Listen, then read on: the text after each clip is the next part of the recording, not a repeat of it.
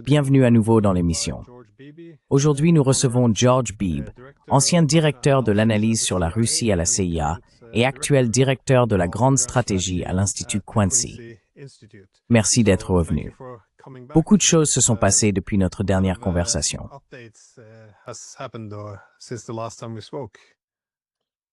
Oui, nous talaus en dictaven merbiatik sakrbay braisterd.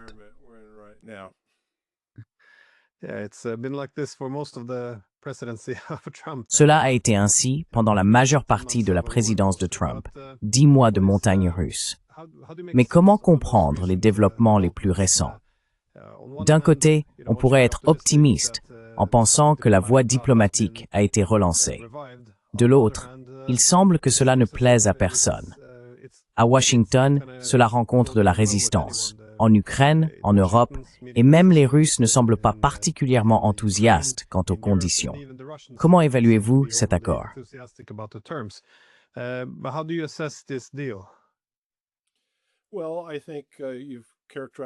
Eh bien, je pense que vous l'avez décrit exactement comme il faut. Il y a des raisons d'être optimiste. Je pense que nous commençons à devenir très sérieux quant à la forme que prendront les termes d'un accord. Je crois que nous sommes très proches de définir des conditions acceptables à la fois pour les Ukrainiens et pour les Russes. L'essentiel ici est de trouver un accord qui réponde aux besoins de sécurité de l'Ukraine sans menacer les intérêts de sécurité de la Russie. D'après ce que j'ai vu des propositions qui ont circulé en ligne jusqu'à présent, il semble que nous soyons proches d'y parvenir. Et c'est ce que les deux parties essaient de réaliser. Maintenant, le revers de tout cela, c'est qu'à mesure qu'il devient évident que nous approchons d'un accord, toutes les parties qui ne veulent pas voir de compromis, qui ne veulent pas que cette guerre se termine selon des conditions acceptables pour l'autre camp, commencent à être scared.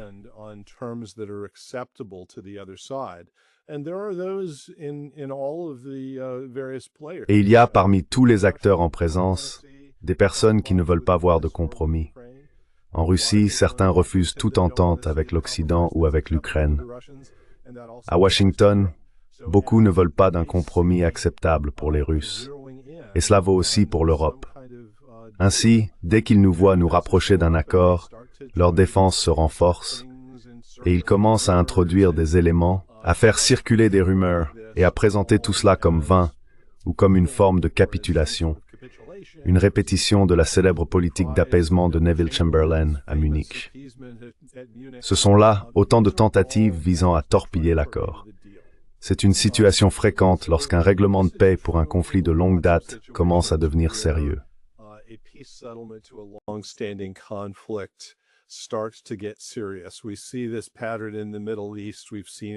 Nous observons ce schéma au Moyen-Orient. Nous le voyons depuis des décennies. Chaque fois qu'il semble que nous approchons d'une solution potentiellement viable, les partisans du refus interviennent et font tout pour bloquer ou empêcher un accord. Et c'est ce que nous voyons aujourd'hui. Dans l'ensemble, je suis optimiste. Je le suis parce que je pense que l'administration Trump comprend la dynamique de la situation. Je crois qu'elle se concentre correctement sur la recherche d'un accord mutuellement acceptable et qu'elle reconnaît qu'il existe de nombreuses parties qui ne veulent pas voir ce processus aboutir. Je suis optimiste quant à leur capacité à gérer cette situation et à la mener à bien. Mais ce n'est certainement pas facile. Il est encore trop tôt pour relâcher la vigilance.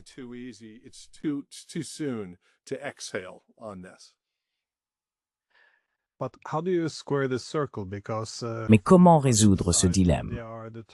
Car du côté russe, ils sont déterminés à ce que cette guerre ne reprenne pas, qu'il ne s'agisse pas simplement d'une pause temporaire, permettant à l'OTAN de se réarmer et de préparer à nouveau l'Ukraine comme un proxy pouvant être réactivé à l'avenir contre la Russie. En d'autres termes, la Russie veut des garanties de sécurité, assurant que l'OTAN n'aura plus aucune implication en Ukraine, revenant essentiellement à la situation d'avant 2014. Pendant ce temps, les Ukrainiens veulent des garanties de sécurité pour que les Russes ne puissent plus envahir. Et cela est très difficile à obtenir, surtout lorsque l'OTAN et les Européens se présentent comme les principaux garants de la sécurité de l'Ukraine. Alors, à quoi pourrait ressembler un accord qui ne satisferait peut-être pas tout le monde? Mais où se situerait le compromis?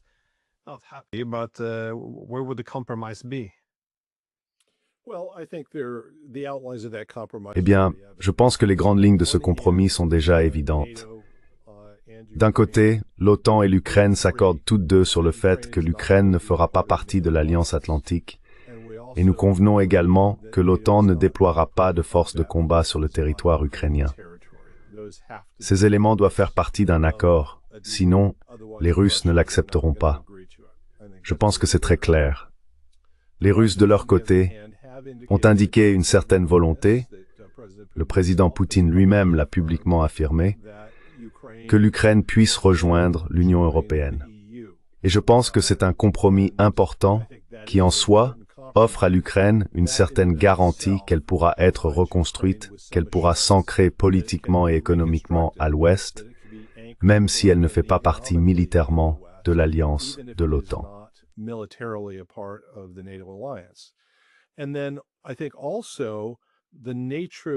Et je pense que la nature des garanties de sécurité dont nous parlons avec les Ukrainiens me semble bien inférieure à toute forme de garantie de type article 5. En d'autres termes, nous ne nous engageons pas sur le principe qu'une attaque contre l'Ukraine serait considérée comme une attaque contre les États-Unis. Le langage que nous mettons en place ressemble davantage à une assurance donnée aux Ukrainiens que dans le cas d'une nouvelle invasion russe, nous leur fournirions le type d'aide militaire et de soutien en matière de renseignement que nous leur avons apporté depuis le début de l'invasion à grande échelle en 2022. Il n'y a aucun engagement à combattre directement les Russes au nom de l'Ukraine, mais il y a bien une assurance que les Ukrainiens recevront une aide solide de l'Occident pour se défendre.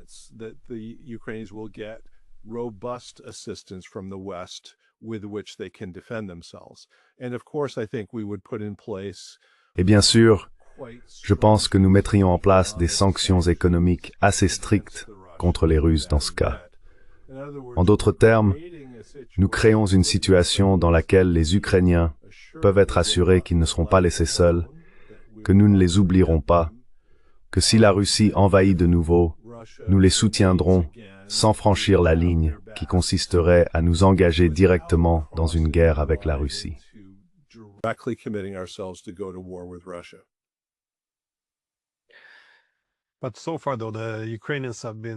Jusqu'à présent, cependant, les Ukrainiens se sont montrés, du moins publiquement, très opposés à cet accord. La première chose que Zelensky a faite a été de se tourner vers les Européens pour obtenir leur soutien afin de faire pression sur Trump pour qu'il apporte des modifications. Et maintenant, on voit que l'accord en 28 points a été transformé en un accord en 19 points. Je n'en ai pas vu les détails, mais je suppose que si les Ukrainiens sont plus satisfaits, les Russes le seront moins. Et ils n'étaient déjà pas entièrement favorables à cet accord. Je pense que notamment, l'armée ukrainienne forte de 600 000 hommes était jugée inacceptable par beaucoup à Moscou, car elle représenterait une force de combat trop importante.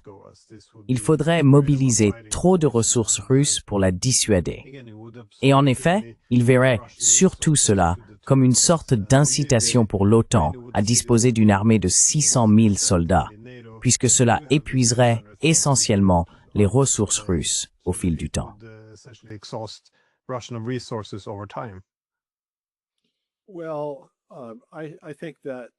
Eh bien, je pense que ce chiffre de 600 000 est vraiment un leurre. C'est une chose de dire que les Ukrainiens peuvent avoir une armée de cette taille sur le papier. C'en est une autre, d'examiner la réalité de la situation de l'Ukraine et de se demander s'ils pourraient même se permettre de déployer une armée aussi grande en temps de paix. Et je pense que la réponse est clairement non. Ils ne le peuvent pas. 600 000, c'est bien au-delà de ce que les Ukrainiens sont capables de soutenir sur les plans économiques et démographiques. En réalité, les Russes devraient comprendre que, quoi qu'il soit écrit sur le papier, ils ne seront pas confrontés à une armée ukrainienne forte de 600 000 hommes à l'avenir. Je pense donc que c'est un domaine dans lequel les Russes peuvent se permettre de faire preuve d'une certaine flexibilité.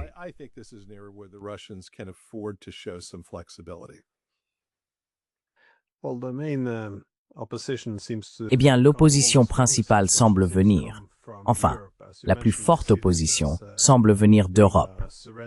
Comme vous l'avez mentionné, ils considèrent cela comme un traité de capitulation, avec, bien sûr, les comparaisons historiques prévisibles. Mais nous avons déjà parlé du fait que les Européens se laissent un peu piéger par des récits selon lesquels, si nous donnons aux Russes ce qu'ils veulent, ils en demanderont encore davantage. Et la prochaine fois, ils viendront pour Berlin ou Paris, ce genre de rhétorique. Voyez-vous des changements en Europe quant à la volonté de réellement s'éloigner un peu de ces idées?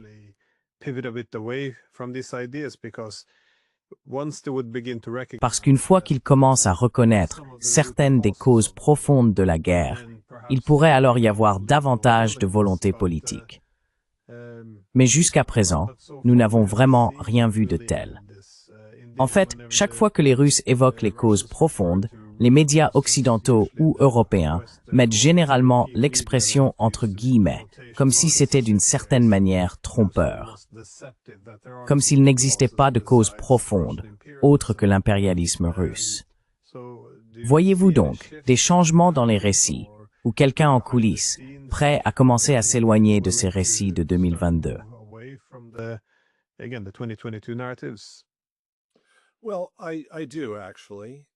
Eh bien, oui, en fait.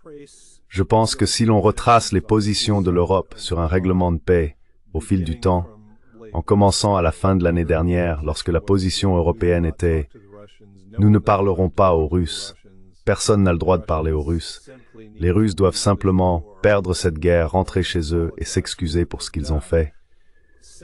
Depuis, nous avons vu ce que je considérerais comme des propositions européennes de plus en plus réalistes. Aucune d'entre elles, à mon avis, n'est encore dans la zone de ce qui serait acceptable pour les Russes.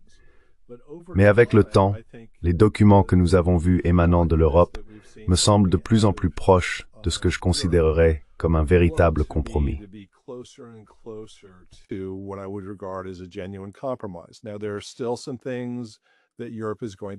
Il y a encore certaines choses que l'Europe va devoir accepter, dont l'une est que la porte à la poursuite de l'expansion vers l'est de l'OTAN devra se fermer. Elle devra également comprendre qu'il n'y aura pas de présence militaire européenne sur le territoire ukrainien. Mais c'est un message que je pense les Européens finiront par accepter. Ils le doivent, car s'ils ne le font pas, ils seront perçus comme les obstacles à un accord. Et cela serait, à mon avis, très préjudiciable aux propres intérêts de l'Europe dans sa tentative de mener une relation transatlantique d'une certaine importance.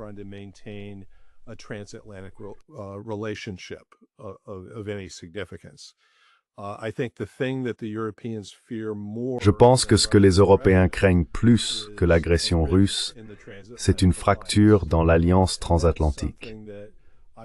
Et je crois que c'est quelque chose que l'administration Trump peut utiliser pour amener les Européens à adopter une vision plus pragmatique à l'avenir. Personne ne parle d'abandonner les Ukrainiens face à une future agression russe. Ce n'est pas ce que souhaitent les États-Unis, et ce n'est pas quelque chose qui aiderait à faciliter un accord pour mettre fin à cette guerre. Mais je pense que les Européens vont finalement devoir accepter la réalité. Nous n'allons pas intégrer les Ukrainiens dans une alliance militaire avec l'Occident, ni déployer une force de dissuasion sur le territoire ukrainien.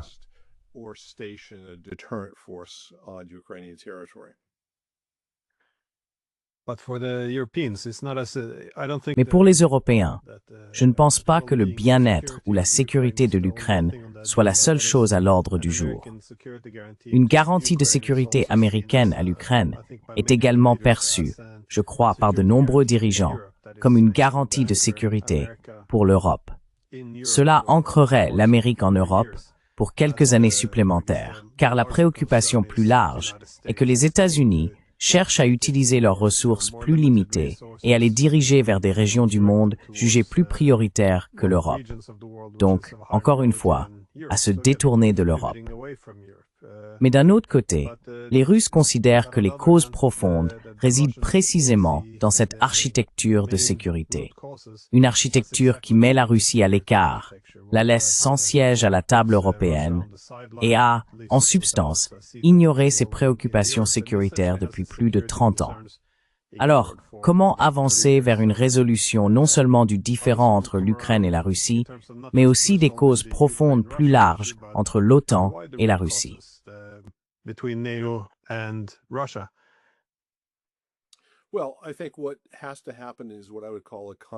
Eh bien, je pense que ce qu'il faut, c'est ce que j'appellerais une combinaison de dissuasion et de sécurité coopérative.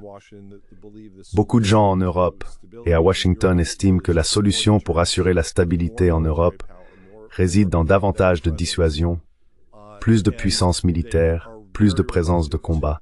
Et ils sont très réticents à associer la dissuasion et les capacités militaires au type de diplomatie, aux règles et aux accords qui avaient été mis en place pendant la guerre froide pour éviter qu'elles ne deviennent chaudes. Je pense que c'est ainsi que nous devons avancer.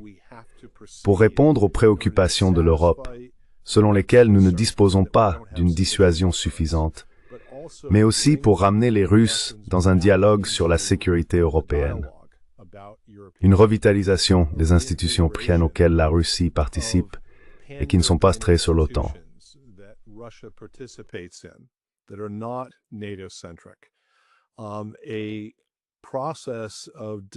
Un processus de discussion sur les principes de sécurité en Europe qui sont intrinsèquement en tension les uns avec les autres.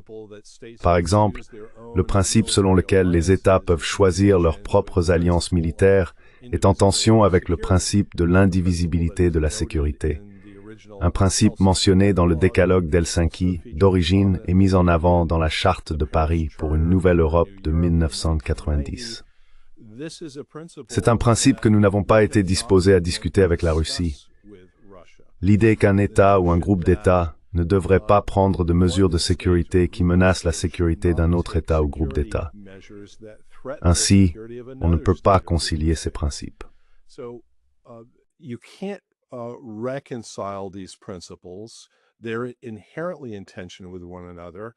Elles sont intrinsèquement en tension l'une avec l'autre. Elles exigent un équilibre qui repose sur la diplomatie et la discussion. C'est ce que nous devons faire avec les Russes, les amener à participer aux discussions sur la sécurité de l'Europe. Et c'est cet aspect-là, selon moi, qui doit accompagner le règlement de la guerre en Ukraine. Nous ne pouvons pas simplement mettre fin à la guerre et dire « très bien, passons à autre chose ». Sans poursuivre ce dialogue sur la sécurité de l'Europe, sur l'architecture à laquelle nous allons tous appartenir et sur les principes qui sous-tendront la sécurité en Europe. Cela doit se poursuivre bien au-delà de la fin de la guerre en Ukraine.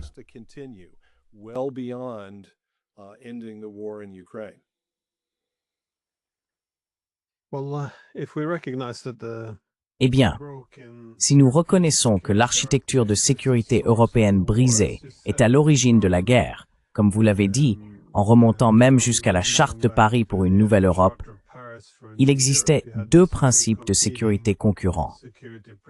D'un côté, les pays devraient pouvoir choisir leurs propres arrangements de sécurité. De l'autre, nous avons le principe de la sécurité indivisible. Et c'est bien sûr la raison pour laquelle l'élargissement de l'OTAN pour inclure l'Ukraine posait problème. Car au sein de l'OTAN, nous répétons que l'Ukraine devrait être libre de faire ce qu'elle veut. Ce n'est pas à la Russie de dicter sa conduite. Mais du côté russe, on dit « Vous avez signé tous ces accords selon lesquels nous devrions avoir une Europe fondée sur la sécurité indivisible. Donc vous ne devriez pas étendre votre sécurité au détriment de la nôtre. » Et l'Union européenne avait également conclu des accords distincts avec les Russes, notamment à partir de 2005, qui reposaient sur cette idée que nous devrions avoir une sécurité indivisible.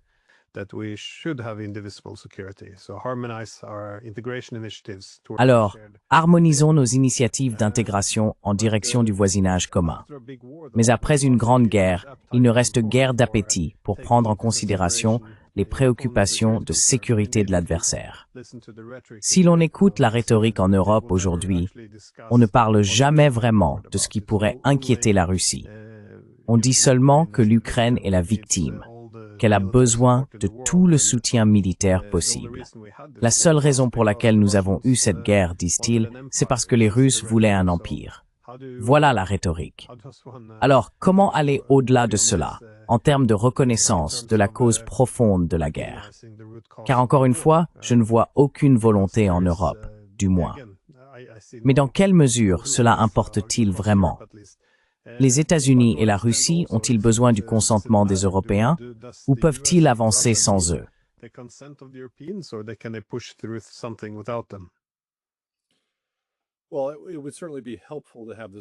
Eh bien, il serait certainement utile d'avoir le soutien de l'Europe pour avancer vers la fin du conflit en Ukraine.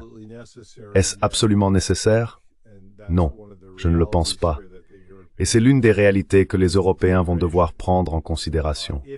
Si les États-Unis disent « Très bien, c'est fini, nous allons mettre un terme à cette guerre en Ukraine d'une manière ou d'une autre », l'Europe, soit vous montez à bord, soit vous resterez sur le quai. Je pense qu'il y aura une pression énorme en Europe pour monter dans ce train avant qu'il ne quitte la gare.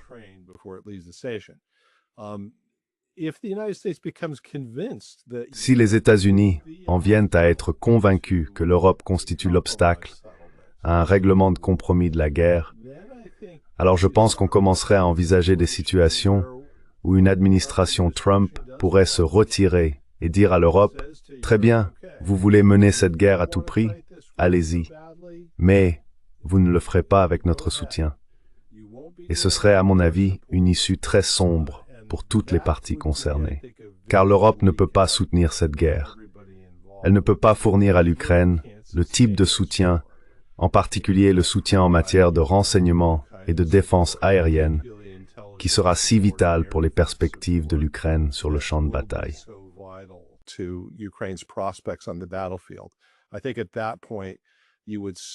Je pense qu'à ce stade, on verrait une détérioration très rapide de la position de l'Ukraine sur le champ de bataille, et on se retrouverait alors dans une situation où un règlement de compromis de la guerre deviendrait très très improbable. Plus la Russie progresse, plus elle insistera pour dicter les conditions d'un accord plutôt que de chercher un compromis. Et ce ne serait une bonne issue pour personne, en particulier pour l'Ukraine, mais aussi pour l'Europe. Je pense donc que l'Europe va devoir s'adapter aux réalités auxquelles elle est confrontée. Les alternatives à un compromis pour mettre fin à la guerre en Ukraine sont bien pires pour toutes les parties concernées. Et je pense que ça s'applique aussi bien à la Russie qu'à l'Ukraine et à l'Occident.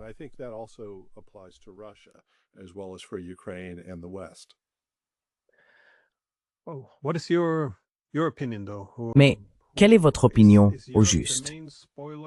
L'Europe est-elle désormais le principal obstacle à la conclusion d'un accord de paix pour mettre fin à la guerre en Ukraine? Parce que, eh bien, toutes les parties affirment vouloir la paix, mais elles semblent toutes espérer détourner la frustration de Trump vers quelqu'un d'autre, de sorte qu'elles finissent par être celles qui subissent sa pression. Considérez-vous les Européens comme le principal obstacle?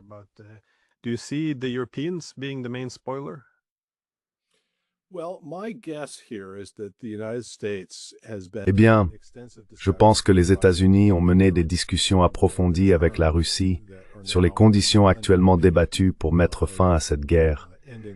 Je crois que nous avons une assez bonne idée de ce que la Russie acceptera et de ce qu'elle refusera. Et je pense aussi qu'en raison des circonstances politiques et militaires, les Ukrainiens se trouvent dans une situation où ils ont besoin d'une fin à cette guerre. L'élan est de plus en plus du côté de la Russie. Il s'accentue de jour en jour et de semaine en semaine. La situation sur le champ de bataille ne fera qu'empirer pour les Ukrainiens, et je pense qu'ils en sont conscients. Mais le scandale de corruption qui éclate en Ukraine, selon moi, donne à Zelensky et à son entourage une forte incitation à changer le récit à l'intérieur du pays, à détourner l'attention de la corruption pour la recentrer sur l'effort de guerre.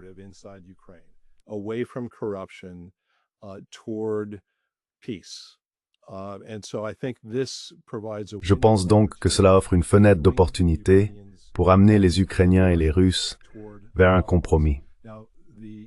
En ce moment, les Européens sont, à mon avis, les plus réticents à envisager un compromis, car ils craignent que cela ne réduise les incitations de l'administration Trump à continuer de jouer un rôle militaire fort en Europe.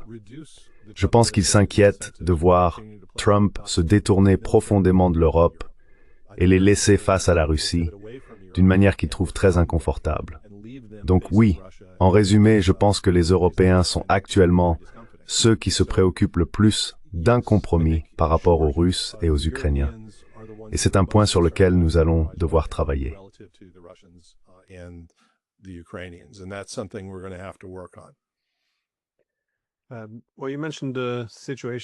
Eh bien, vous avez mentionné que la situation passait de mal en pis sur le champ de bataille.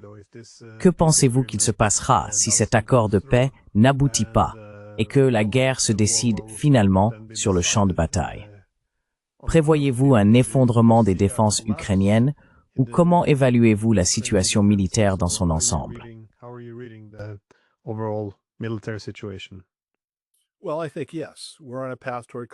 Eh bien, je pense que oui, nous sommes sur la voie de l'effondrement. Il est très difficile de prédire quand cela se produira. Il existe des facteurs immatériels que personne ne peut mesurer et qui influencent cette situation. Une partie de cela concerne le moral, le degré auquel le peuple ukrainien estime que sa situation sur le champ de bataille est sans espoir. Et personne ne peut savoir quand ce moment arrivera. Mais il est très clair que les Ukrainiens sont de plus en plus en infériorité numérique. Il est également évident que les frappes aériennes, les frappes de missiles et les attaques de drones russes sont très difficiles à repousser pour les Ukrainiens avec leur système de défense aérienne.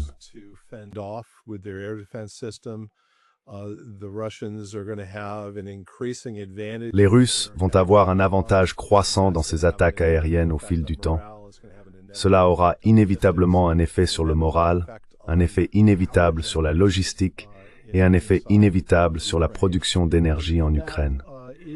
Et cela conduira, tôt ou tard, à une sorte de dénouement en Ukraine. Personne ne peut dire quand cela se produira, mais je suis très confiant que ce ne sera pas dans 2 ans. Ce sera probablement dans moins d'1 an. Et probablement bien moins d'1 an s'il n'y a pas de compromis diplomatique.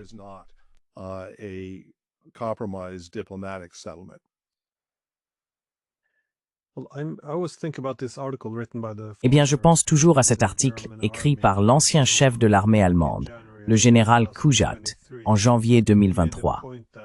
Il faisait remarquer qu'il était prévisible que l'Ukraine perdrait cette guerre.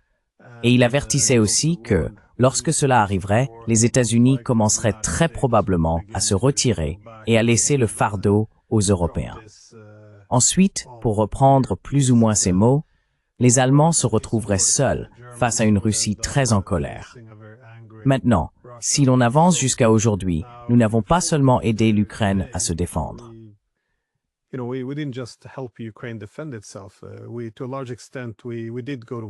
Dans une large mesure, nous sommes effectivement entrés en guerre contre la Russie. Au début, nous ne voulions même pas envoyer de F-16. Biden disait que cela signifierait la 3e guerre mondiale. Mais maintenant, nous envoyons ces missiles à longue portée qui dépendent de nous. Nous avons applaudi lorsque notre matériel militaire a été utilisé pour envahir Koursk. Il y a eu l'attaque contre la dissuasion nucléaire de la Russie en juin. Je veux dire, il y a eu. En somme, nous sommes plus ou moins entrés en guerre avec la Russie. Alors, à votre avis, à quoi ressemblera l'Europe une fois cette guerre terminée, même avec un règlement diplomatique?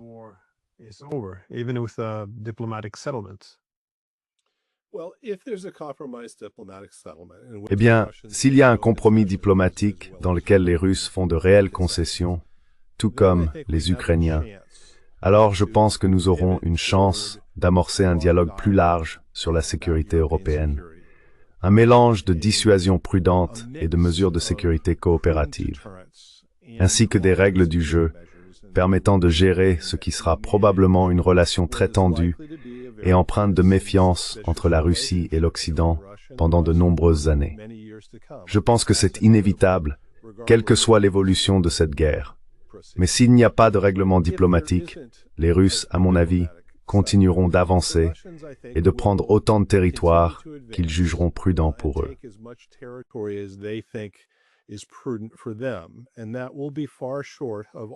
Et cela sera bien loin de couvrir toute l'Ukraine. Je pense qu'ils sont trop intelligents pour tenter d'avancer jusqu'à la frontière de l'Ukraine avec la Pologne, par exemple. Cela exigerait une force d'occupation énorme.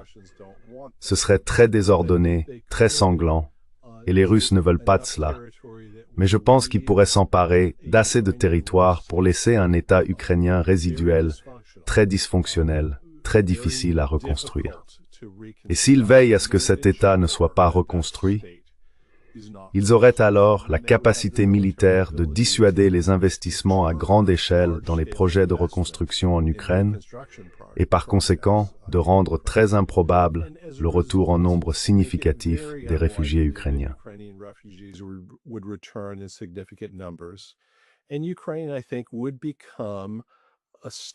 Et l'Ukraine, je pense, deviendrait un État qui ressemblerait beaucoup plus à la Libye actuelle qu'à par exemple l'Allemagne de l'Ouest pendant la guerre froide. Et ce serait, à mon avis, une catastrophe pour l'Ukraine, mais aussi pour l'Europe dans son ensemble. Ce serait une source d'instabilité qui diffuserait toutes sortes de problèmes dans le reste de l'Europe. Et cela pourrait bien accroître la probabilité de nouveaux foyers de tension, de nouvelles crises entre la Russie et l'Occident dans d'autres régions d'Europe, ce qui serait assez dangereux. Et nous n'aurions pas les types de règles du jeu, ni les dialogues nécessaires pour gérer ou éviter ces crises futures. C'est donc, je pense, un avenir que nous devons prendre au sérieux.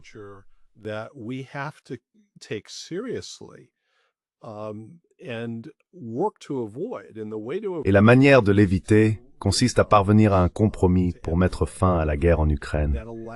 Un compromis qui permette d'engager une discussion avec les Russes sur les règles du jeu et sur ce à quoi devrait ressembler l'architecture de sécurité européenne à l'avenir.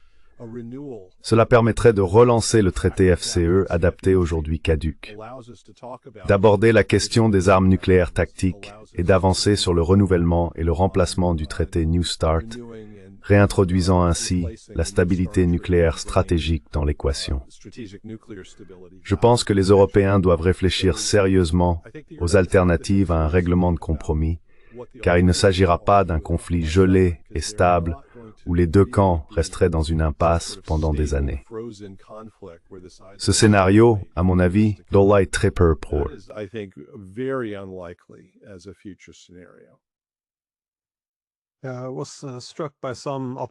J'ai ressenti un certain optimisme lorsque j'ai vu le traité START et le contrôle des armements dans l'accord proposé. Mais cette impasse continue, où Russes et Ukrainiens s'épuisent mutuellement depuis plus d'un an, me semble avoir constitué le scénario optimal pour les Européens. Une situation où les lignes de front ne bougent pas, où les Russes sont épuisés et affaiblis, tandis que les Américains restent engagés en Europe. Et dans le même temps, on forme ces Ukrainiens aguerris au combat comme un futur bouclier contre la Russie. Cela paraissait être, eh bien, encore une fois, malgré toutes les horreurs et les souffrances, une situation idéale aux yeux des Européens, je pense. Non pas la souffrance, bien sûr, mais le cadre, car personne n'a vraiment expliqué à quoi pourrait ressembler une défaite de la Russie. Quoi qu'il en soit, je deviens un peu pessimiste, mais j'espère sincèrement que vous me donnerez tort et que cette initiative pourra aboutir. Merci beaucoup d'avoir pris le temps. Merci.